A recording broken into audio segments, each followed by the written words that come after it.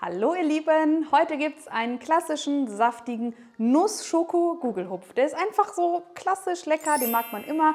Und ich verfeinere ihn später noch mit meiner Schokocreme, das ist natürlich euch überlassen. Ich werde euch aber alle genauen Mengenangaben unten in die Infobox schreiben und auch so einen alternativen Schokoguss, falls ihr sie jetzt gerade zufällig nicht da habt. Ich starte jetzt direkt mit einer kurzen Vorbereitung. Dafür nehme ich mir die Zartbitterkuvertüre, hack sie einmal fein und werde sie dann bei ca. 600 Watt in der Mikrowelle schmelzen und dann abkühlen lassen.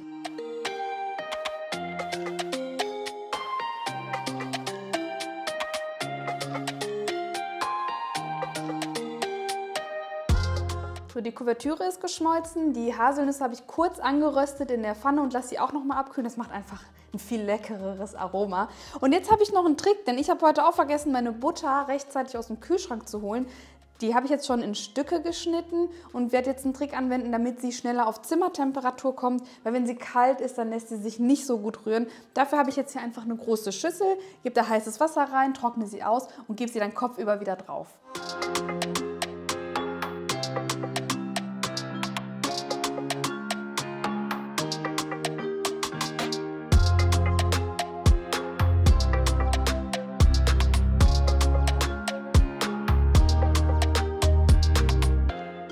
Und jetzt, je nachdem wie kalt sie ist, 5 bis 10 Minuten warten und dadurch wird sie halt weich und wir können direkt gleich die Küchenmaschine nehmen. Und ihr dürft übrigens natürlich auch hier in dem Rezept euer Handrührgerät benutzen, falls ihr keine Küchenmaschine habt. So, ich starte jetzt mit dem Teig. Also das ist wirklich ein sehr schnelles Rezept. Ich gebe jetzt die weich gewordene Butter einmal in die Küchenmaschine. Da kommt Zucker mit dazu und dann wird das 3 Minuten lang auf hoher Geschwindigkeit gerührt.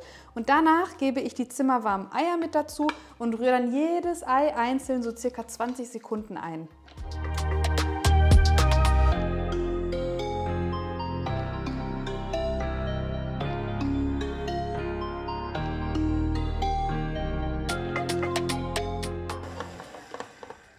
So, jetzt habe ich auch schon die Zartbitterkuvertüre reingegeben. Da auch darauf achten, dass die wirklich nur noch handwarm ist.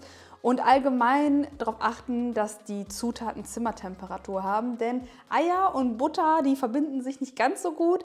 Aber so habt ihr halt keine großen Stückchen oder Probleme, dass die halt zwei komplett unterschiedliche Temperaturen haben. Und als nächstes verrühre ich alle trockenen Zutaten. Ich nehme Mehl, gemahlene Haselnüsse, Backkakao, damit es einfach noch ein bisschen intensiver wird, Backpulver und gehackte Haselnüsse. Die verrühre ich erstmal in einer großen Schüssel und gebe sie dann mit zum Teig.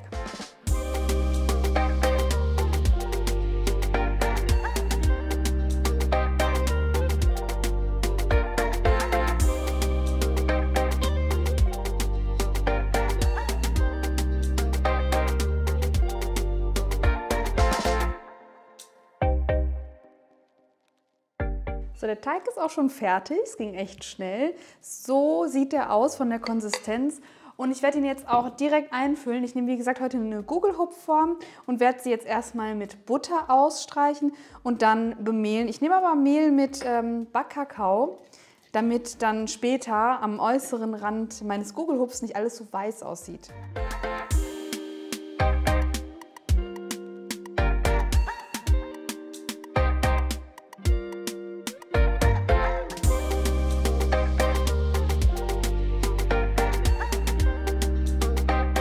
Jetzt fülle ich den Teig ein und streiche an der Oberfläche alles schön glatt und dann kommt er in den vorgeheizten Backofen bei 170 Grad Ober- und Unterhitze für 48 bis 50 Minuten. Macht auf jeden Fall gerne die Stäbchenprobe. Und das Geniale an diesem Kuchen ist, dass der sich wirklich 5 Tage lang hält und der bleibt immer saftig. Der ist einfach genial.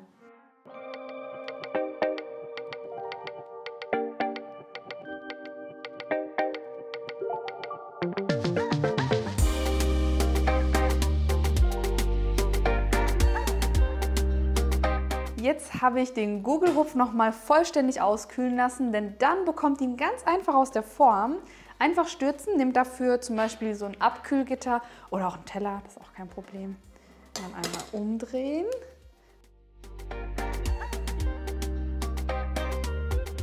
So, ich gebe meinen Gugelhupf jetzt auf eine schöne Tortenplatte und wundert euch nicht, dass der sehr dunkel aussieht. Das liegt am Backkakao. Ich glaube, in der Kamera wirkt es auch noch mal einen Ton dunkler.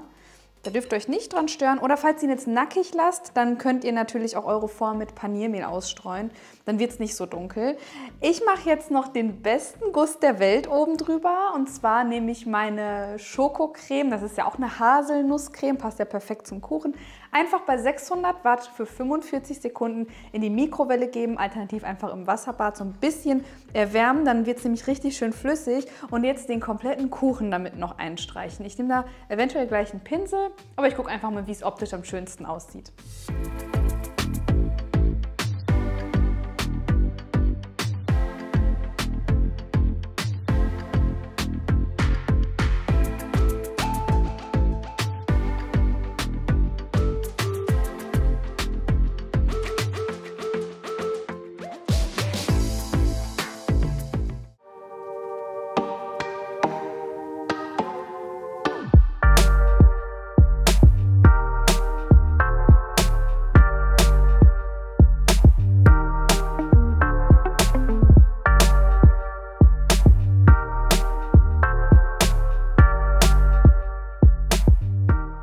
Jetzt kommt der berühmte Taste-Test. Ich habe übrigens zur Deko nur noch Haselnusskrokant und Haselnuss.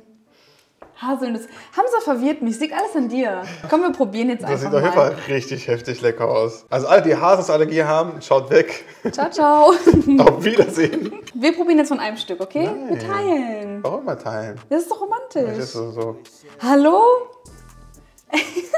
Und Hamza, wie findest du? Boah, Voll schokoladig. der knallt. Haselnuss, Schokolade. Der ist richtig schokoladig, ne? Der ist richtig nussig. Nussig, schokoladig, gut. Also die so Haselnüsse lieben, so Nusskuchen mit Schokolade, mega. Also richtig geile Kombi. Boah. Das könnte auch so ein Riegel sein, ne? Ehrlich. Das als Riegel, mega. Aber richtig lecker. Dazu so einen leckeren Latte. Kennst du diese Proteinriegel? Die so ein bisschen von der Konsistenz Aber so ähnlich sind? Proteinriegel schmecken nie. Ich weiß, aber Ich weiß, das ist ein bisschen die wollen chewy. gerne so schmecken. Ja. Aber die schaffen Ja, das nicht. stimmt, Ja. hast du recht, genau. Und natürlich mit dieser leckeren Schokocreme. Oh Also ja, oh ja. Also ich sag das sehr oft in Videos, dass deine Kuchen nicht süß sind, aber die sind wirklich nicht süß, Leute. Ja, die sind nicht so pappig süß, Ja. aber gerade richtig süß. Leute, macht die nach. Boah. Kommt zurück zum Video und schreibt mir euer Feedback unten in die Kommentare. Und ansonsten, ich gönn mir den jetzt, ich bin so ein Genießer, ich gönn mir den jetzt mit dem Kaffee und Hamza haut sein Stück jetzt hier noch weg. Und dann wünschen wir euch viel Spaß beim Nachmachen. Tschüss. Boah, das schmeckt mal lecker. Wir können sich einen richtig reinlegen, ey. So einfach so in die Mitte In die Mitte, rein ne? und dann von der Seite essen.